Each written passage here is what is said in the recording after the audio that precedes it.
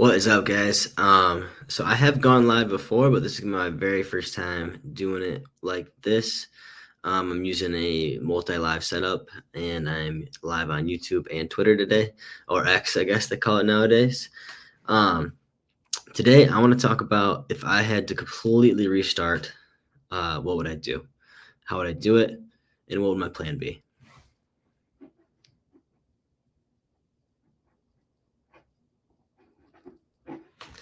So I have some notes here I am going to follow. I'm new to this live game. I'm going to try and get better and better at this as I go. Obviously, today I'm doing it on my actual computer. I have here in my office. I plan to eventually get an entire setup and a studio going for this. Um, but okay, I can only go on live on Twitter if I have a premium account. Okay, so I'm only live on YouTube today, but that's fine. I want to get this dialed in and know what I'm doing before I have any other issues.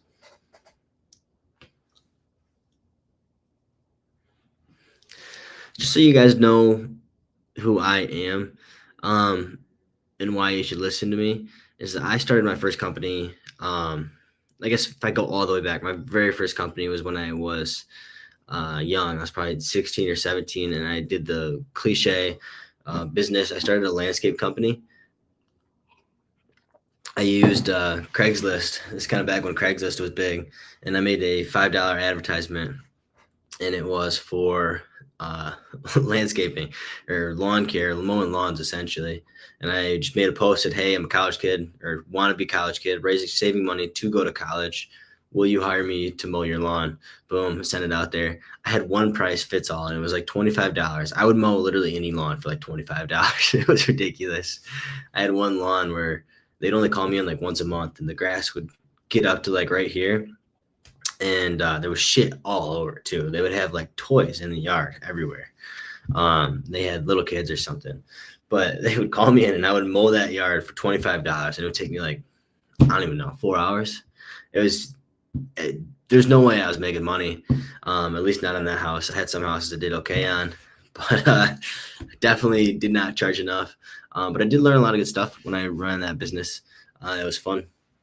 But that was my very first company. My second business ever was actually a marketing agency. So I ran that until I graduated high school, the landscape company, like 4 clients probably.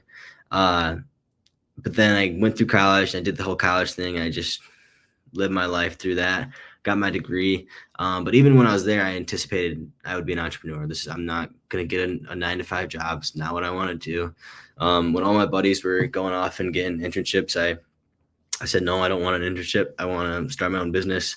It was kind of my way of fighting back or burning the boats, if you will. It was kind of how I said, no, I don't want to live this other life. I want to be an entrepreneur. And so that's what I did. I got through college because my parents essentially wanted me to.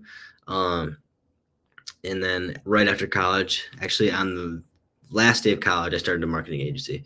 I kind of said, if I'm not going to get a job, I have to do something right fucking now. I got to learn how to not swear if I'm live, but I gotta do something right now. And if I am not going to get this 9-to-5 job, like everybody else is getting, and they're leaving, they already have jobs, I need to start something right now. And so that's why I started a marketing agency, which is a pretty cliche business in the YouTube or tech bro space, but it's a very valuable business. One of the most valuable businesses maybe I've ever ran or had in my path, because I learned so much about marketing. Here's my alma mater, actually, Western Michigan University. That's where I went. Go Broncos. So I started that company, and the lessons that I learned from that were, to be honest, invaluable. I really, really, really learned a ton on just how to market, I guess, really how to run Facebook ads, how to run Google ads, what was successful, what's not successful. And these are really, really valuable skills in today's market, especially when you run any other company. So I ran that marketing agency, and then eventually I shut it down. I was not making very much money, and I lost my biggest client. And so we shut down that company, and I kind of meandered around for a couple months, and then I settled on actually starting a cleaning company. Why I don't really know why. I did grow up next to a family that had a big house cleaning company or commercial cleaning company. I mean, and they did really well, and so maybe that was what inspired me. But I don't really remember why, and I wish I documented it better so I knew exactly what my thoughts were when I did that. Um, but I started a house cleaning or commercial cleaning company, or back then it was just a cleaning company. We took any contract we could get, uh, and I got like one house from posting on Facebook. I didn't have any money to run ads, but I did organically find some leads through Facebook, and I got a house. It was actually a pretty good contract. It was a house. I was cleaning it for like $330 a week. I mean, it was actually pretty decent money looking back at the contract and the house. Nice big ass house. It was like 4,500 square feet, uh, 4 bed, 3 bed, like on this beautiful lake, badass house.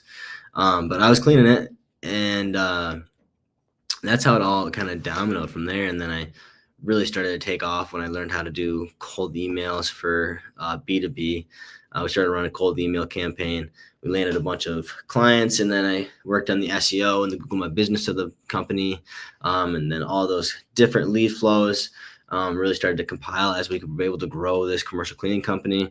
And then, learning how to hire people, learning how to manage people, learning how just all the infrastructure and the moving parts of running a commercial cleaning company, which, from what I can tell, is much more difficult to run a local service company than, something from a digital perspective. I think there's different ups and downs, but from a human capital perspective, it's difficult to deal with running a commercial cleaning company. How's that? It's difficult to find really good cleaners and manage really good cleaners. But the grass is always greener on the other side, and I think there's difficulties in every business. But that's a little bit about me, and that's my background, and that's where I come from. And if I went back and I wanted to truly start from zero, what would I tell baby Cam and what kind of business to start? I think I had the right idea with the marketing agency, and I'll tell you why. So I think that you really want to start with what kind of lifestyle you want. That's my opinion. I know some people would disagree, but I'm not going to be the kind of guy that's going to sit here and tell you that you need to workhorse your whole life away. I see a lot of these guys talk about that, and I'm not going to knock them, but like Alex Hormozi, he's like, why don't you just work 16 hours a day? Sure. I want to live my life, right? I've had really long work days, and I've had really long work weeks, and I've worked years and years to get to the point where I'm at, and it's been rewarding. But you also, at what is the point of working if you can't live your fucking life? I really got to learn how to not swear. I'm not sure if I'll get demonetized or whatever for doing that. But I digress. My point being is that you really should make a decision on what kind of lifestyle you want and what business you want to start. So if I go back and tell myself exactly what it is I want to start, I would look at the lifestyle that I want to create. The things that matter the most to me are location freedom and time freedom. Financial freedom, obviously, I think that kind of you have to have financial freedom to have the other two. So it's kind of unspoken, like, yes, like you have to have that. If you want time freedom and location freedom, you have to have the financial freedom, right? Obviously.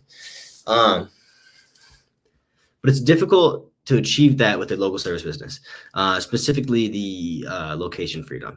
There's fires that need put out, and it's easier to be on the ground where you run a business to be able to put those fires out. Now, as a company grows, I think companies, as the larger they get, the more similar they look from a top level. You have your C-suite, and what you're selling at the bottom kind of looks the same no matter what. You have business is business, and I think it doesn't matter what you're selling. You could be selling a service or a product at the highest level. They kind of look the same, and they kind of operate the same, and they can, in a way, offer you all of those things. But I think that if you want those things at a small level, which I think most people do, because a lot of people's objectives are, hey, I want to get to $10,000 a month or $20,000 a month. But what people don't realize with that is that if that's your objective, you want to get to $10,000 or $20,000 a month business. That's a really small business, like really small. Like you work, maybe have an employee, maybe, but more than likely it's you running the show. You do everything. You do the outreach. You do the sales. You do the service delivery. You're doing all that, and that's the most likely scenario in that case. And if that's true, then you run a cleaning company, you are physically required to be where those buildings need to be cleaned, right? And you can clean a building and make a ton of money. Yeah, I have a couple contracts right now that, like, if shit hit the fan, I still had those 2 contracts, I could go clean them and make that much money. I could easily make, probably 15K a month and work probably like 5 hours a day. 25 hours a week, and I could probably make 150K. Like, that's realistically, like, I have contracts that, like, if I had those specific contracts, like, I could do that. But again, I have to be there to do that. And so you can have that scenario, or you can have a marketing agency scenario where you have 4 clients, they all add up to 20K. This would be decent sized contracts, I guess, 5K pop. And, you still have to do a lot of the service delivery. Like, that still has to happen. But if your location freedom is most important to you, then it's actually a really ideal scenario to be in, because then you're making the same amount of money as somebody else who has this cleaning company, but you can get up and move anywhere you want in the world, right? And that is in and of itself where I would start with that.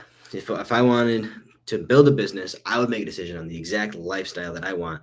And what does that lifestyle look like at a small level? I think you get to a higher level, it's different. But if you want to start from the ground up, you really need to think about that. What do I want? How do I want it? And what's it look like? And you need to think about the end and the beginning, right? You need to think about, here's the result I want. What actually gets me there? What kind of business actually gets me there? And I think that's what I would tell myself if I went back. Drop the cleaning company. I love this company. But it's hard. It's a hard company. It's physically dependent. It's location dependent. At least at the scale I'm at right now, I think as it grows, like, I can be wherever I want. I went to Nepal for 2 weeks. I can do these things. So I have some luxury in that. And I'm not dissing on the cleaning companies. I'm just saying that if you want certain freedoms, pick the business that aligns with that more appropriately. If you want location freedom, do 100% online business. Don't do anything in person. Now, if you're doing like a franchise or something, that could be a different scenario if you have franchisees, but I digress.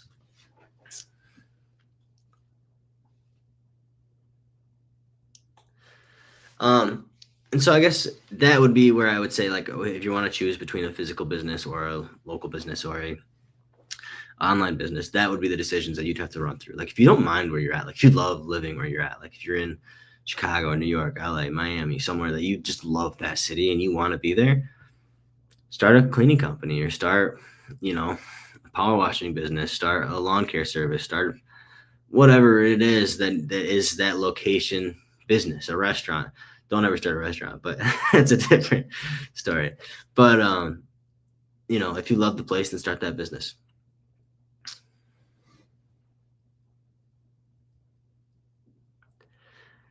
That does bring up the question of your skill set, though. What are you good at right now? And I do think this matters because if you want to start a business, it should be something that you already have somewhat of a skill set in. Now, I've always been the kind of person that says, say yes, figure it out later, to be honest. Like, if someone says to me right now, hey, I have a multinational contract that's available for you and you just need to be able to fulfill it, it's going to require, you hiring 1,000 people in the next 3 weeks. Now, I think I could do that. I do, because I've developed that skill set to be able to do that in my industry. But also, you know, are my current business capacities at that level? No. But I would say yes and figure it out. And I know a lot of people that would be tremendously stressful for, but that's the way I've always operated. And I think that's the way that I've gotten to where I've gotten to, is by saying yes and figuring it out. Um, but if that is intimidating to you, not only if that's intimidating to you, the smart thing to do is start a business. It's something that you understand, something that you kind of already have an idea in, right? And so if you want to start a marketing agency, take some courses on how to run ads, right? So you actually know at least somewhat what you're actually talking about, because it's going to be really hard to sell something when you don't believe that you can deliver the service that you're offering, right? It's really hard to sell something you don't believe in. And so you need to get good at whatever it is that needs to be delivered.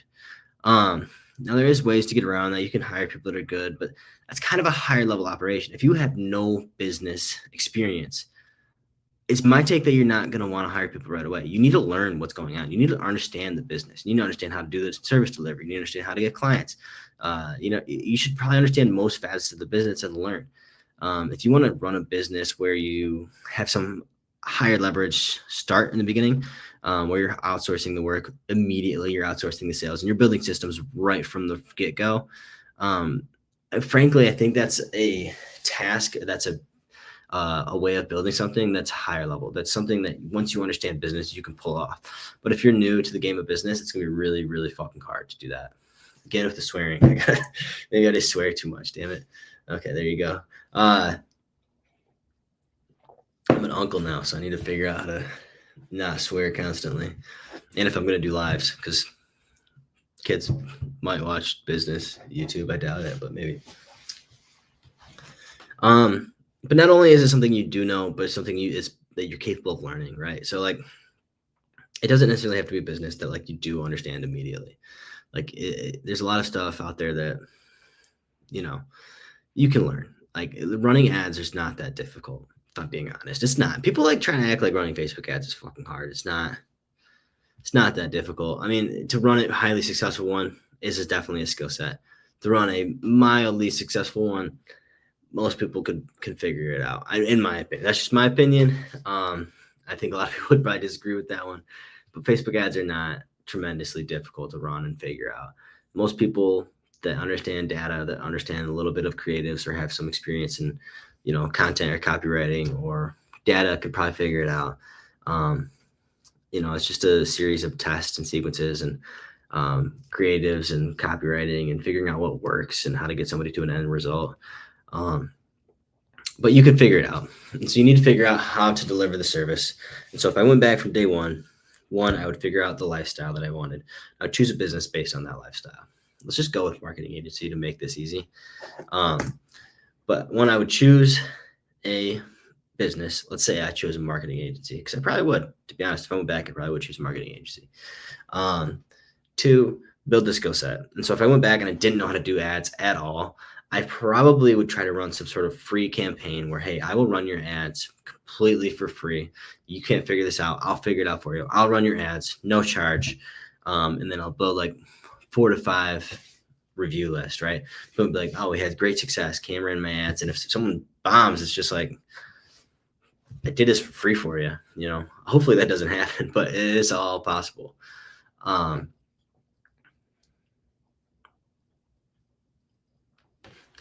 And once you do this, and then you start charging a fair amount of money, and you get really good at it.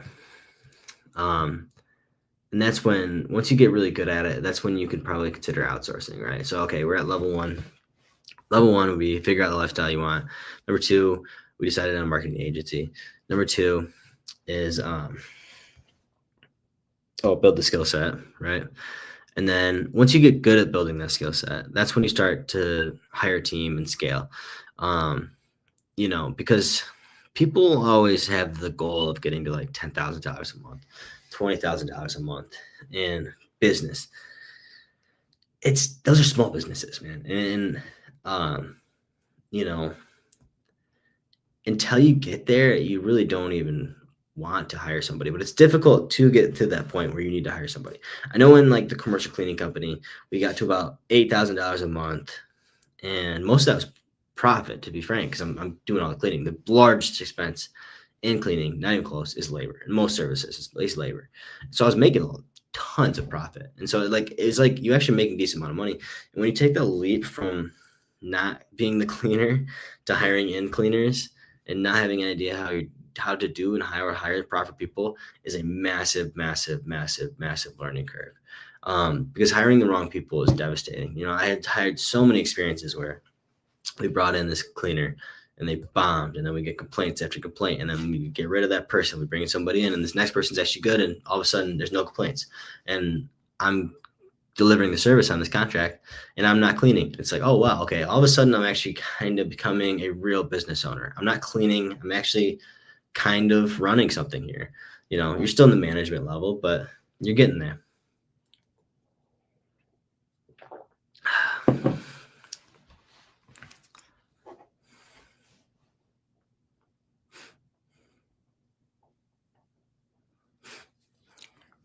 So that's where you hire somebody, build systems. This is the building phase, to be honest. At first, it's kind of a frenzy, like, hey, how do I get my first couple clients? Which is something maybe we should talk about for a second. How would you actually get your first few clients? It's going to depend on the service, but the best things you can do, in my opinion, if you're B2B, scrape websites, find emails, send cold emails to people. If you can find direct email, phone numbers, call.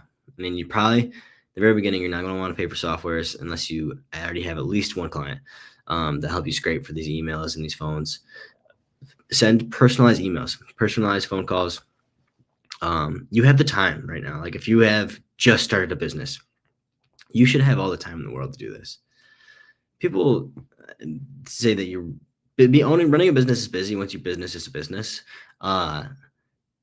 In the early days, there's not much to do, right? Until you have fucking clients, there's not that much to do. Gotta stop swearing. But until you have a lot of clients, there's really not that much to do. So spend the time finding emails, finding phone numbers, and make the calls. Just balls up and make the calls. You can do that. You can make Facebook posts in groups, especially Facebook groups are really powerful, especially organically. I've had a tremendous amount of luck from Facebook groups. As a matter of fact, one of my first acquisition was from a Facebook group, which is kind of crazy, but I connected with a guy that ran a house cleaning company and made an acquisition. And that was, one of the beginning founding parts that helped us launch Investera, which is the holding company for our commercial cleaning companies. But that's what I would do in the beginning. Organically scrape websites, go to Google My Business, find phone numbers, and solicit these people. I'll send them emails, send them phone calls. People want the service that you offer usually, right? And there's somebody out there, and this is hard, lots of people out there who are running companies that need marketing services. They can't figure out how to run ads. I say it's easy, but to a lot of people, it's somewhat of an intimidation factor. Like, how am I going to run this, or how am I going to spend this much money with not knowing what I'm going to do? And so that's how I get clients in the beginning. And once you have clients, systemize, and then to scale the company. If your business isn't already, I should have said this in the beginning, but if you want to grow something, like the best businesses have recurring models. That's why you see so many subscription companies where it's like, they have a subscription candle or a subscription software, a software company in general. Even in commercial cleaning, it's a subscription. You basically pay me a subscription to have us clean your facility every week or every month, right? And the only way you're going to be able to grow a company, grow big, is if you have MRR, right? Monthly recurring revenue. And so this is another factor that if you want a scalable business, and a marketing agency would be a good example of this, where you have retainer basis, right? Somebody hires your company and you say, hey, we'll run your ads for you for $5,000 a month. You pay for the ads. We'll run ads for you for $5,000 a month. That's a good scalable business model. If you have one-time offset charges, it's much harder to scale. It is doable. A lot of people do it. Companies do it every day. It's a one-time fee, one-time service, and people scale that way.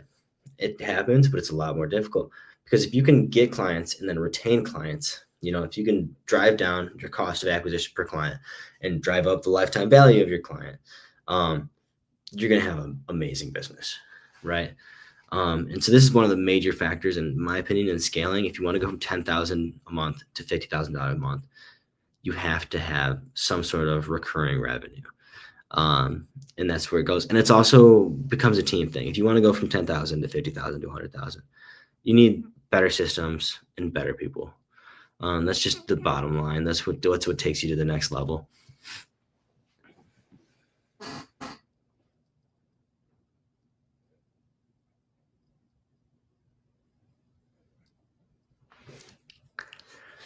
Something I want to talk about real quick too is that the scalability of these companies, specifically online companies nowadays, is off the chain.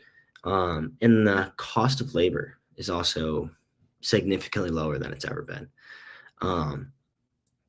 At least ever since, we've been able to hire offshore talent. If you hire people from other countries, say the Philippines, South America, etc., a lot of countries, but these people work for you, and they're called virtual assistants.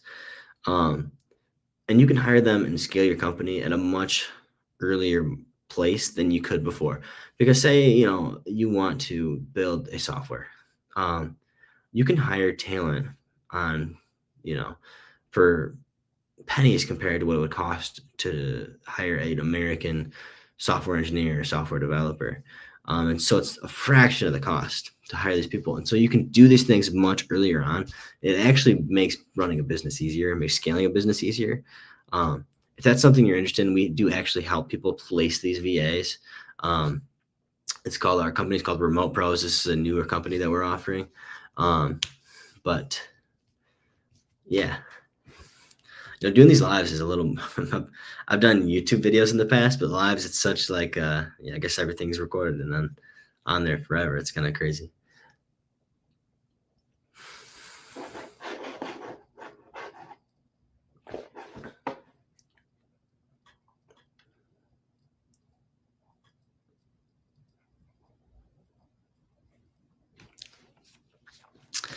All right, guys. So I made a goal.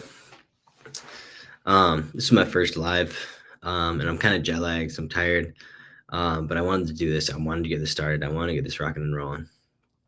But my exact plan, and I'll tell you exactly what's going on. So I run Investera. I hope we're done with the previous topic. No one's watching anyways. If you watch this later, thank you. But I wanted to talk about this. My plan, my exact objective, and why I'm doing these is that I have Investera, right? Investera is what I would call my holding company, or like a miniature version of a private equity company.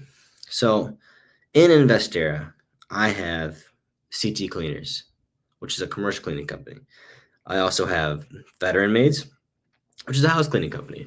We kind of run both those companies together since they're kind of a sister company, right? House cleaning, commercial cleaning, same concepts, different clients, B2B, one's B2C.